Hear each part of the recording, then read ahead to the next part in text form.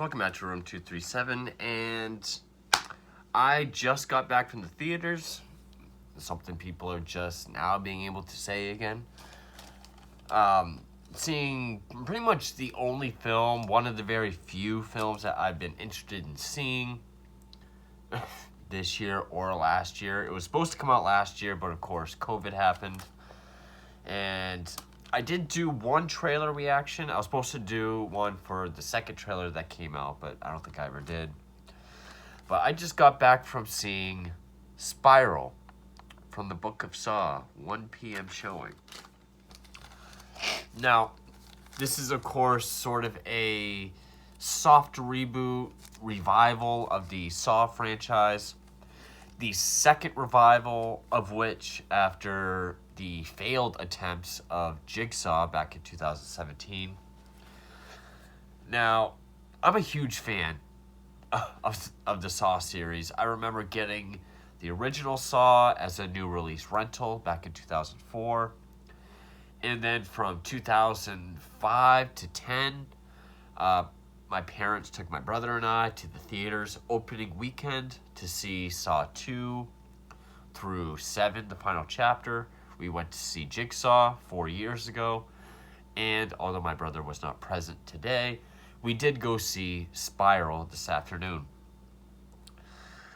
At first, when I first heard of it, I was like, we've pretty much exhausted Saw. I mean, will I go see it? Absolutely. But do we really need another one? And then the more I read about it, and then I saw the trailer, I was like, this actually looks pretty interesting. Every aspect about it that I read seemed like a plus. And now this is not a sort of soft reboot like, say, Halloween 2018, where it's essentially the same movie but remade with the same title. This movie's pretty much to spark interest in the Saw franchise while being its own film. Now, this review will have spoilers, but, I mean, since it still is opening weekend, I'm going to give a very big spoiler warning before I get into that. So, and of course, I think this whole movie was actually pitched by, although it was written by Josh Stolberg and Peter Goldfinger, I think the whole idea was pitched by Chris Rock, who had been wanting to get into horror for some time. He's a huge fan of the Saw films.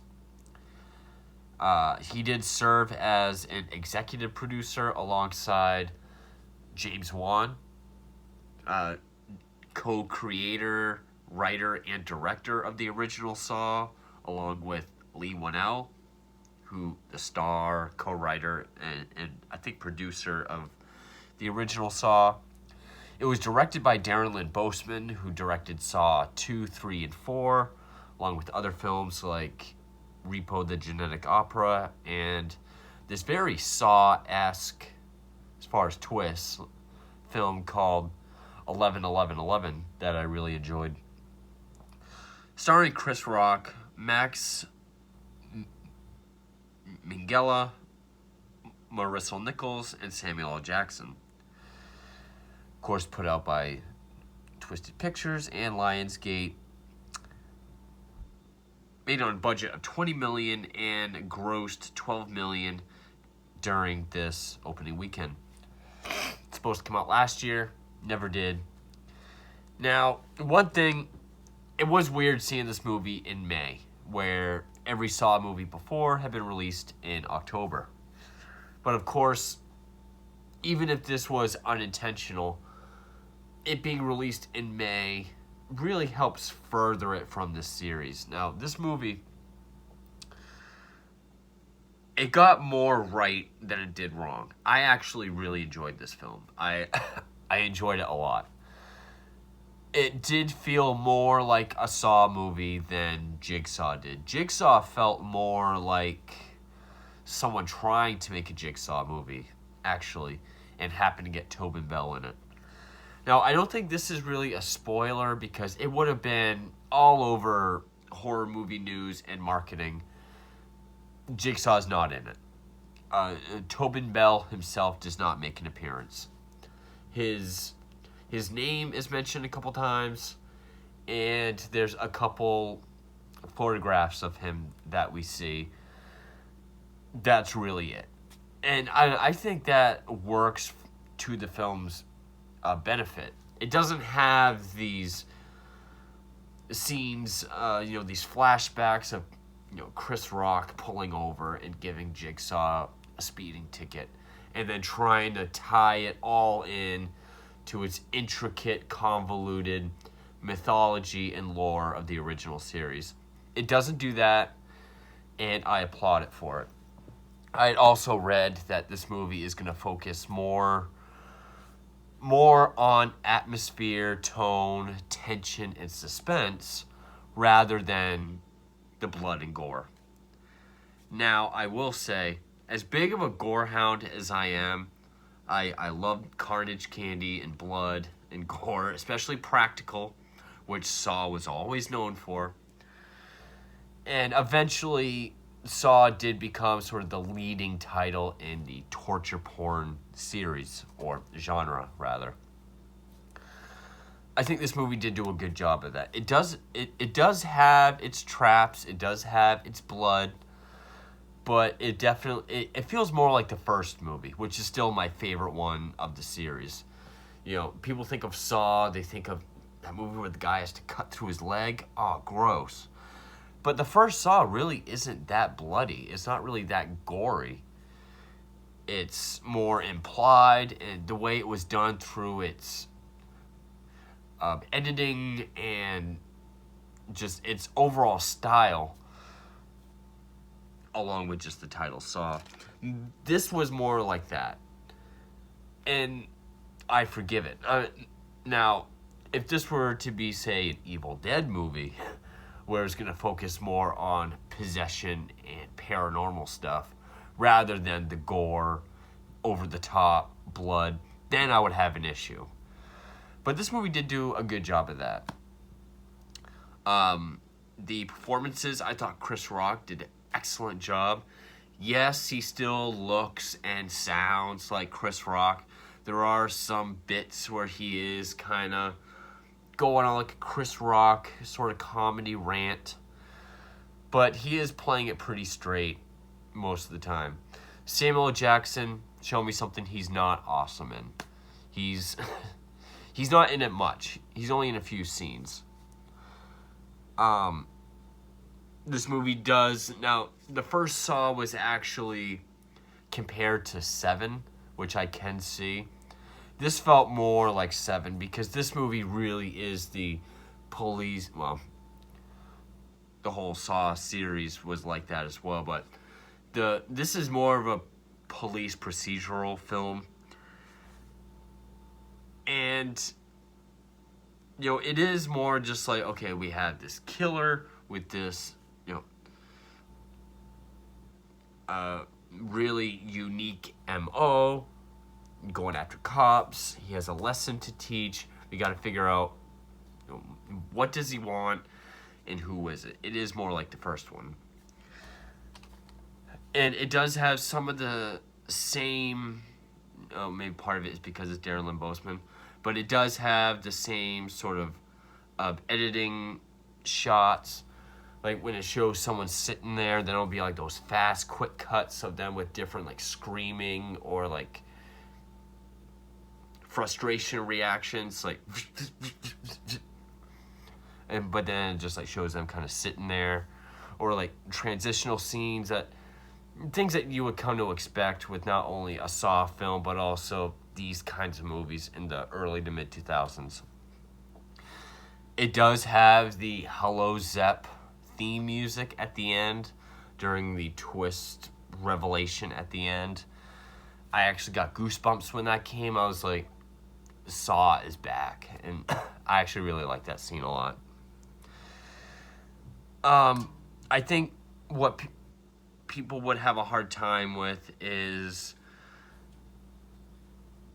I do know that the pacing has been kind of criticize. I thought the pacing worked out well. Was it masterful at what it was trying to do? No. I mean, it opens up like a Saw film. Opens up with the guy being abducted, being put in a trap. We see the trap. Original trap. That's one other thing I can give it. The traps are pretty original. They're not... There was one towards the end that I thought was kind of derivative of one that we've seen before, but it was done in a way where it very much is its own trap. They're not super complicated or unbelievable. You know, it feels like an earlier Saw film with, you know, smaller, I don't really want to say subtle, but I guess more intimate kind of traps. Not these multi-level, multi-room, Rube Goldberg kind of traps that can kind of take you out of the movie. I commend it for that as well. I guess before I get into... Oh, I was talking about the pacing. And like right after the opening trap, it does sort of turn into this cop movie. Chris Rock is this sort of Boy Scout cop in this Gotham City corrupt police department. Everyone hates him because he's, you know, he did rat on a fellow corrupt cop. But then they find the guy, and then it becomes this, you know, detective procedural of finding this Jigsaw copycat.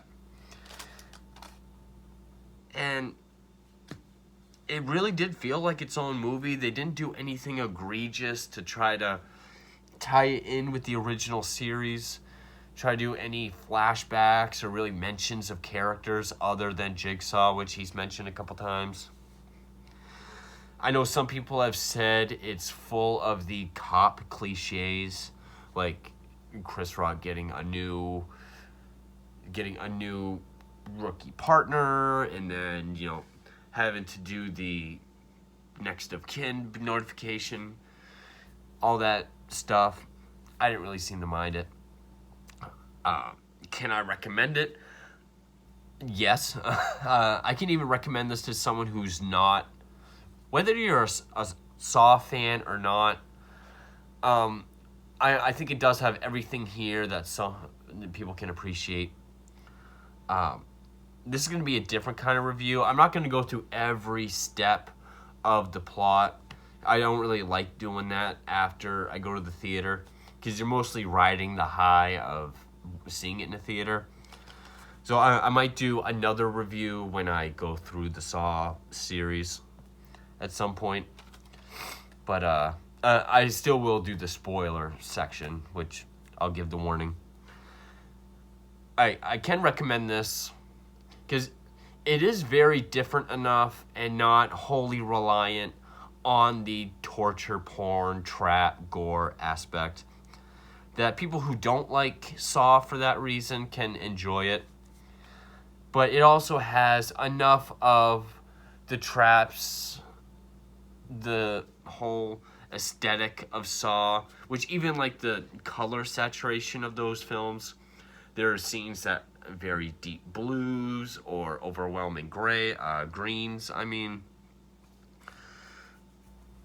a lot of the score is the same. I mean, if you remember that kind of screech note whenever it showed the hacksaw in the older films, that piece of music is in here a few times. Of course, the Saw theme at the end. I think there is enough to appreciate, whether you're hardcore fan, casual fan, don't really care, or not a fan of Saw at all. And Darren Lynn Bousman did say that even though this is the 9th film in the franchise, if the next movie that comes out is a Saw film, it could still be Saw 9. Because this is so separate from the original series. It really is, you know, Spiral from the Book of Saw. That it's not really part of the main series story. It's more like a spin-off that is just supposed to generate interest. And which I think Jigsaw should have been more of. Jigsaw tried way too hard to be a Saw film. This, I think, did a wonderful job at being its own movie, keeping the overall tone and rules. That's another thing about horror franchises, is eventually they give up on their own rules. Here, it keeps the original Saw rules about the game of morality and, being able to win your games. People that really do deserve it. And if your favorite aspect of Saw is the gore and everything, one, there's more to Saw than that. But two, I still think you'll be able to appreciate this film. So, I got to get into spoilers. So, if you haven't seen it, do not watch from this point on. But I can recommend it, so please go out and see it.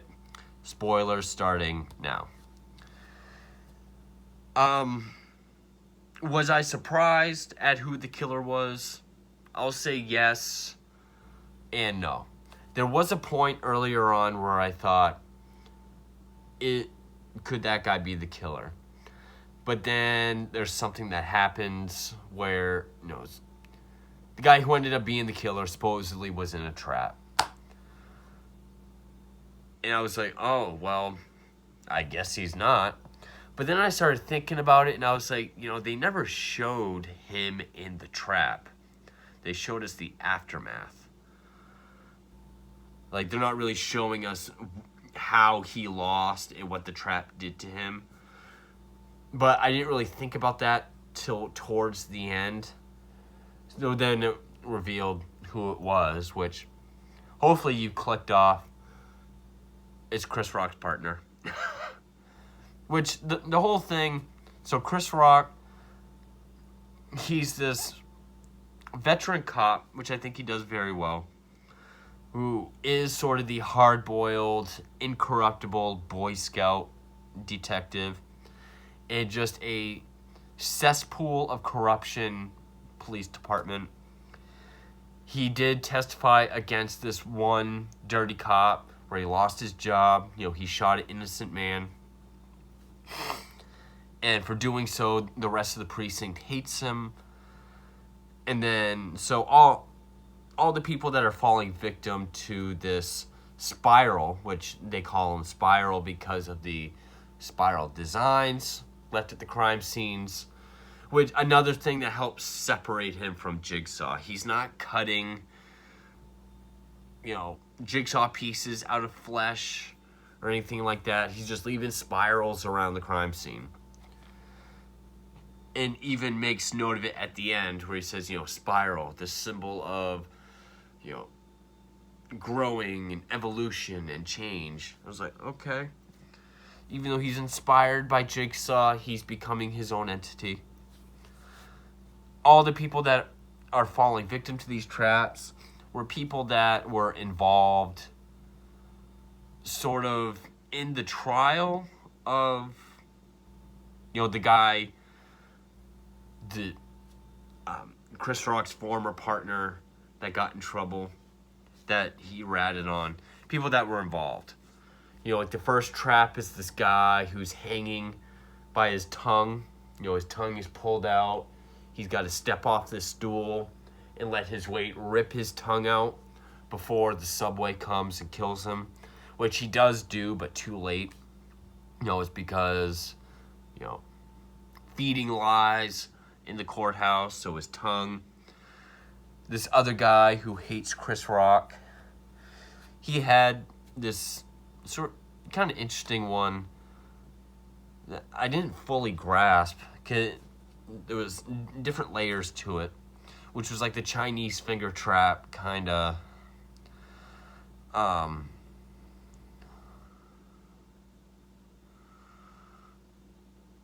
which was this other homicide detective named Fitch, who's had a known quarrel with Rock.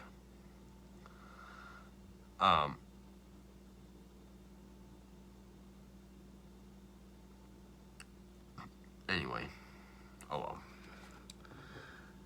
He was in this trap where, like, this cage on his head where he had to, like, not scream. Well, this thing with these Chinese finger traps, we're going to pull his fingers off.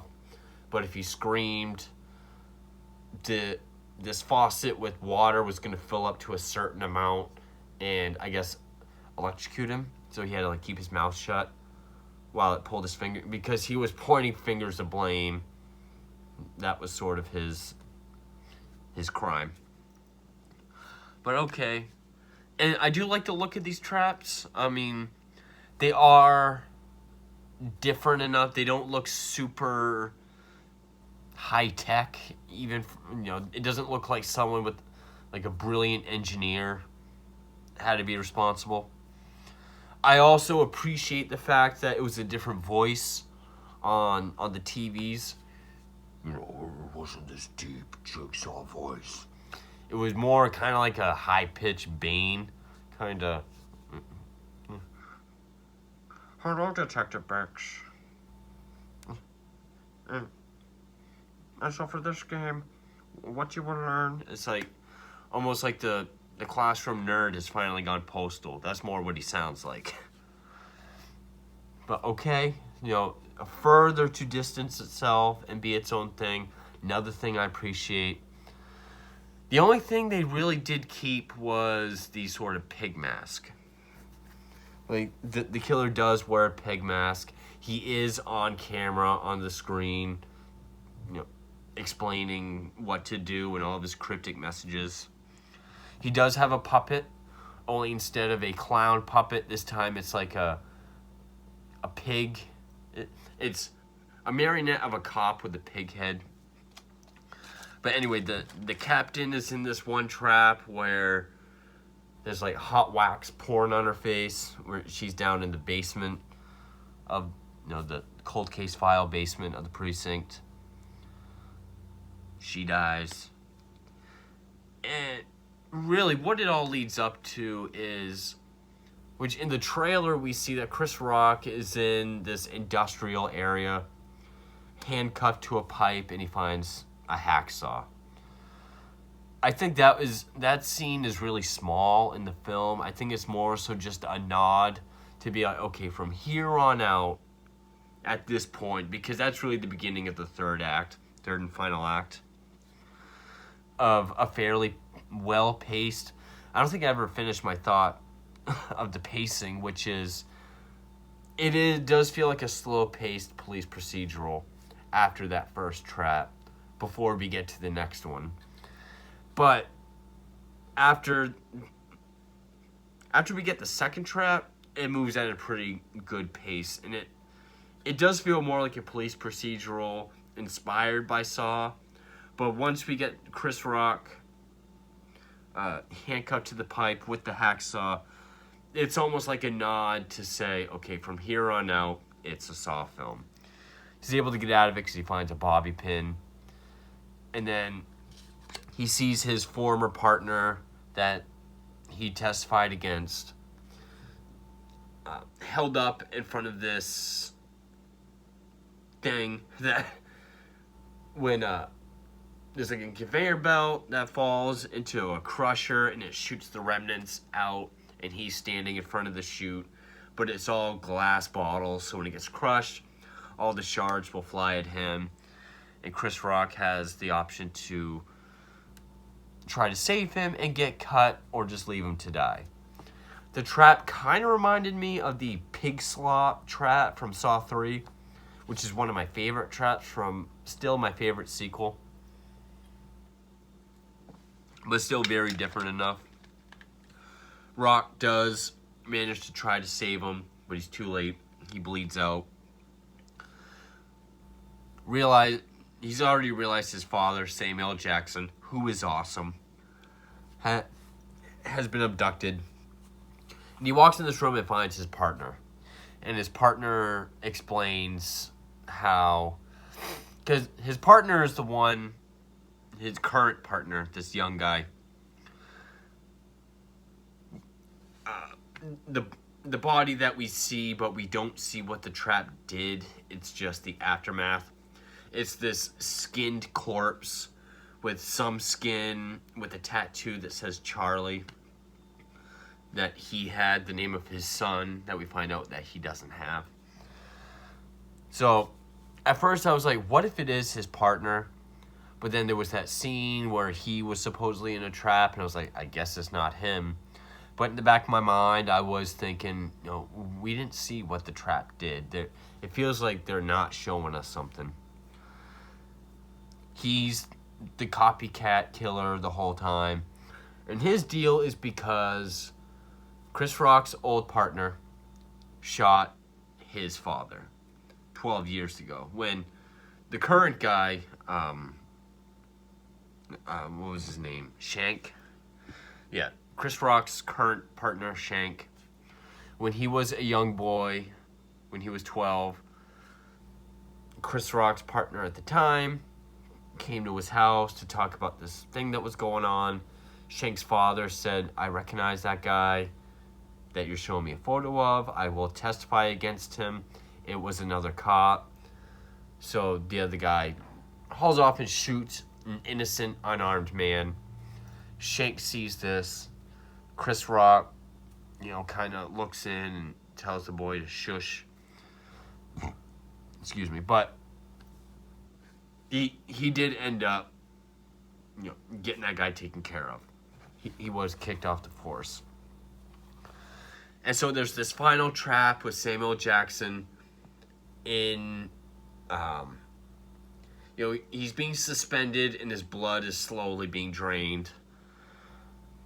And Chris Rock has the option to use the final bullet in this pistol to shoot a spiral target that will release Samuel Jackson, but allow Shank to escape.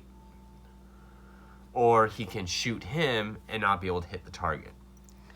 He hits the target, and then we get more exposition. And this is when the Saw theme comes in, and I think it was very well executed, with all the hints and breadcrumbs throughout the film that didn't seem too hokey or anything, that got us to this point. All the hints that Shank himself had said and done throughout that backup that he was the killer.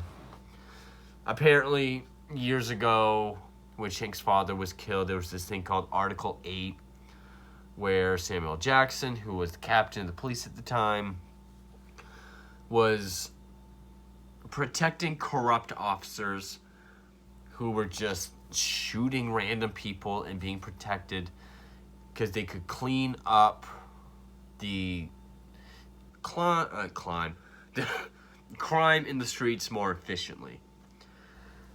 And of course, that ended up not going well. And so what happens is eventually SWAT team comes, and Samuel Jackson is in like this exoskeleton, kind of like all these braces, that when SWAT comes in, it operates itself to hold a shotgun up at SWAT. SWAT guys shoot him, and then Chris Rock is kneeling down in front of him trying to get them to stop. And when he looks over, you see Shank shush at him and then escape. And then it just ends. It did have the sudden ending that the original film had, where it was just like, I just want a little bit more. I really did like this film. There were times where it really did feel like a legit Saw movie that was done well. Especially the whole climax with the whole Saw theme, the revelation and the twist. If it feels like I'm leaving a lot out, it's because this isn't really my official review. I know, half hour in. I'm just describing what I liked about it. Maybe when I go through the Saw series itself, I'll do another review.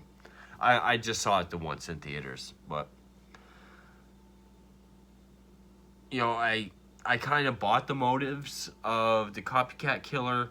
Nothing felt too like, oh, really? They're going to try to pull that thread to try to get this whole thing to work? That was more Jigsaw.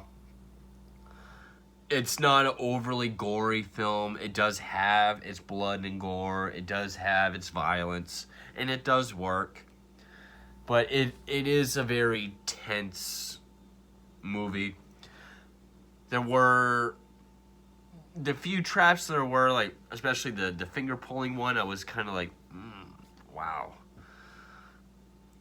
And the traps were fairly original. Even the one that I said was kind of derivative, it was still very original.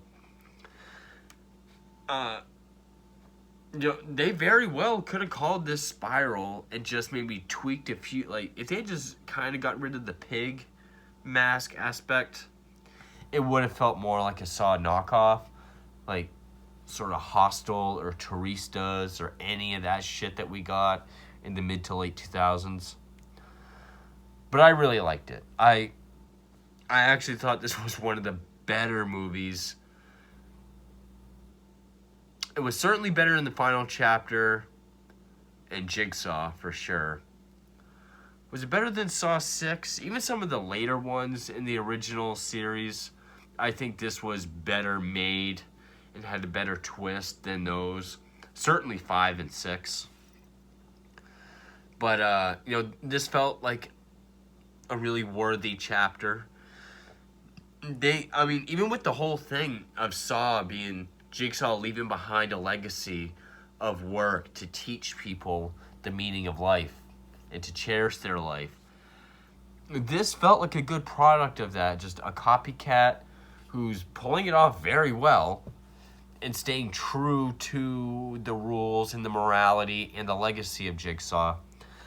I think this movie really worked. I was really looking forward to it already, but I think it was executed very well. It felt, it did way more right than wrong. This is how you do a reboot or a revival, with the overall tone and spirit being the same, maybe little, just very a minimal reference to the original film, but still enough to completely stand on its own. Not even be part of the original timeline or series in any way. So I've gone on enough about this, especially for it to be my reaction, but I really like Spiral. I had a great time at this movie. It was definitely the more surprising and enjoyable ones in a few of the later few. Definitely better than the last attempt at a revival, which was Jigsaw. I really liked this movie. But anyway, thank you for watching.